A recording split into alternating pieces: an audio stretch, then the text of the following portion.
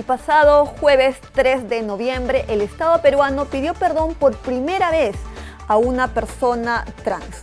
El caso de Azul Rojas Marín, quien fue violada, ultrajada y maltratada, torturada por la Policía Nacional en el 2008, así como reivindicada por la Corte Interamericana de Derechos Humanos, quien falló a su favor en contra de Perú. Sobre este tema vamos a conversar el día de hoy con la abogada justamente de Pronsec, Edith Arenaza. ¿Cómo estás? Buen día, bienvenida al programa. Buenos días, gracias por la invitación. Estoy bien.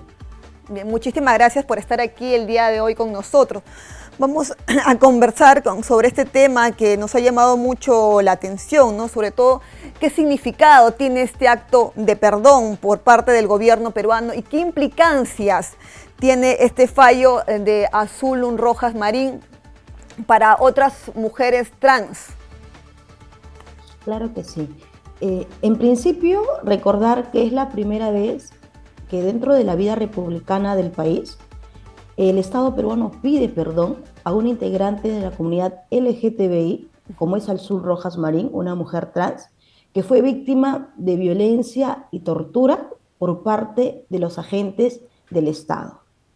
Entonces, de hecho, el día 3 que se llevó a cabo este acto, ha sido un día histórico en el que establece un estándar en los derechos humanos a nivel nacional en cuanto a la comunidad LGTBI. Exacto. Este acto público ha sido en cumplimiento a la sentencia emitida por la Corte Interamericana de Derechos Humanos en el caso Azul Rojas Marín. En ese fallo, la Corte en principio halló responsable al Estado peruano por vulnerar los derechos humanos de Azul Rojas Marín, como la integridad personal, dado que fue víctima de tortura, violencia sexual, a la falta de debida diligencia y garantías judiciales, en tanto que, producto de los hechos que denunció, la Fiscalía y el Poder Judicial finalmente archivaron sin un fundamento razonable y basado en estereotipos su denuncia.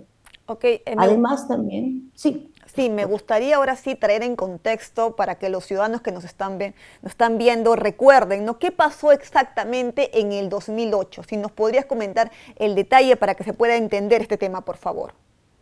Claro que sí. El 25 de febrero, Azul se dirigía a su domicilio. Es en ese trayecto en el que serenos de la municipalidad y efectivos policiales, ¿no?, la intervienen. Pese a que uno de los serenos la conocía, le comenzaron a insultar, a ofender, a maltratar de forma física y posteriormente la trasladaron a la comisaría de Casagrande. Dentro de la comisaría de Casagrande continuó la violencia física, psicológica hacia Azul, motivada por su orientación sexual de ese entonces. Además, la violaron sexualmente con una vara policial los efectivos policiales.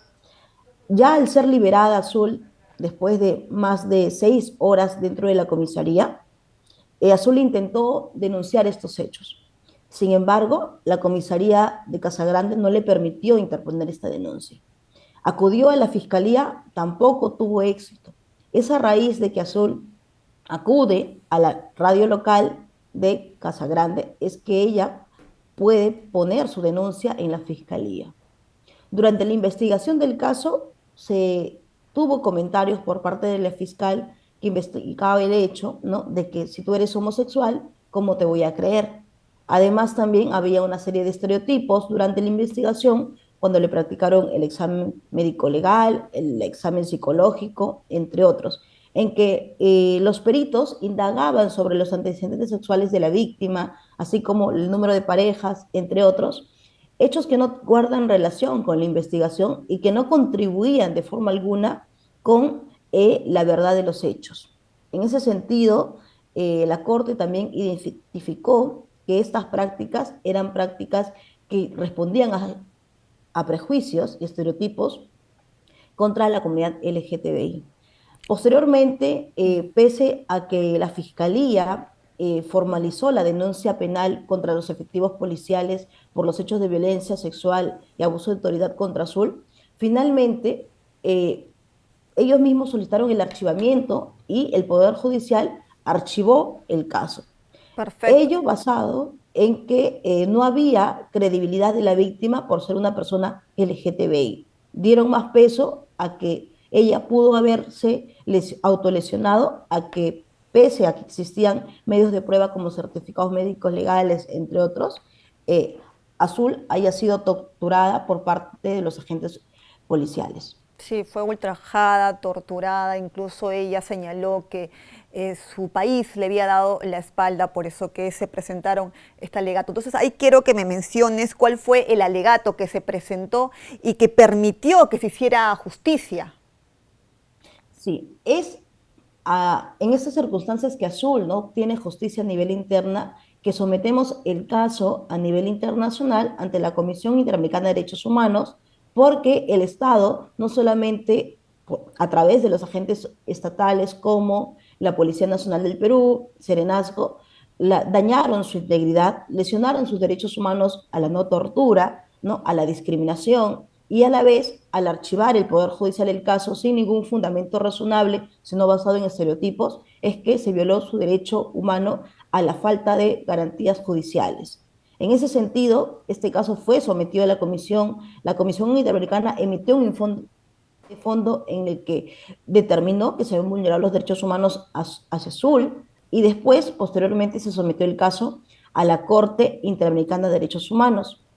La Corte Interamericana de Derechos Humanos emitió sentencia en el 2020 señalando que el Perú fue responsable de la vulneración de los derechos humanos de Azul Rojas Marín, el derecho humano a la integridad, a la no tortura, a las garantías judiciales, ¿no? Entre otras. A la vez también se reconoció que se vulneraron los derechos humanos de la mamá de Azul, ¿no? Dado que ella sufrió también como efectos de estos hechos de violencia hacia su hija. En ese sentido, dado que la Corte evidenció que lo ocurrido a Azul no solamente es contra ella, ¿no? También Azul representa a muchas personas LGTBI en nuestro país que son víctimas de violencia y discriminación a causa de su orientación sexual e identidad de género. Por ello, Claro. en virtud a que la Corte reconoce este contexto de discriminación estructural y sistemática en nuestro país, es que ordena una serie de reparaciones, ¿no? Hacia Azul, entre las cuales se encuentran garantizar su salud, también pedir disculpas públicas, y es en el marco de esta medida en que el Estado pidió disculpas públicas el 3 de noviembre, pero además también establece garantías de no repetición, como elaborar un protocolo de investigación y sanción para hechos de violencia contra personas LGTBI, Claro, y ¿no? también hay A que fin, Claro, y también hay que exacto. acotar que litigar contra el Estado peruano en este tipo de casos es una lucha muy larga, ¿no? Porque recordemos que el hecho fue en el 2008, como bien lo hemos señalado. Entonces, en ese contexto, coméntame, ¿cuál fue la mayor dificultad que se presentó en este largo proceso? La mayor dificultad es litigar un caso, ¿no? En tantos años en que el Estado no asume su responsabilidad, ¿no? Y la defensa del Estado, incluso dentro de este litigio, es discriminatoria, ¿no? Porque tenían fundamentos como que Azul se habría autolesionado, pese a que existían elementos de prueba muy fuertes y convincentes de que habían hechos de violencia en contra de Azul y que daban credibilidad a ese testimonio. Entonces, lo más duro es ver cómo quienes están llamados a protegerte, como es el Estado, en su propio litigio realicen estos argumentos. Además de justamente de lo revictimizante que es para las víctimas como Azul, ¿no? Formar parte de estos procesos que llevan tantos años en el que el Estado te revictimiza una y otra vez. Primero en no darte justicia, después al decirte que estás inventando estos hechos, y ahora, ¿no? Al demorarse en implementar las reparaciones que la Corte Interamericana ha ordenado. Entonces, no Muy cerrar bien. este círculo con el cumplimiento total de las reparaciones, así como justicia interna hacia Azul, es revictimizante para las víctimas, en tanto que producto de estos hechos de violencia ocurridos en su contra, tiene estrés postraumático, ¿no? A la fecha, y por tanto, revivir estos hechos nuevamente o no cerrar este círculo no ayudan a su recuperación de forma total. Claro, lo bueno de todo esto, si se puede rescatar, es que el Estado peruano ha pedido perdón y se marca un hito en la historia, porque por primera vez pidió perdón a una persona trans con respecto a estos casos que son muy frecuentes y que pocos son tratados en nuestro país. Muchísimas gracias por habernos acompañado el día de hoy. Gracias a ustedes, un abrazo, que tengan buen día. Bien, nosotros hemos conversado con Edith Arenaza, ella es abogada de Pronsex. Es momento de ir a una pausa y retornamos.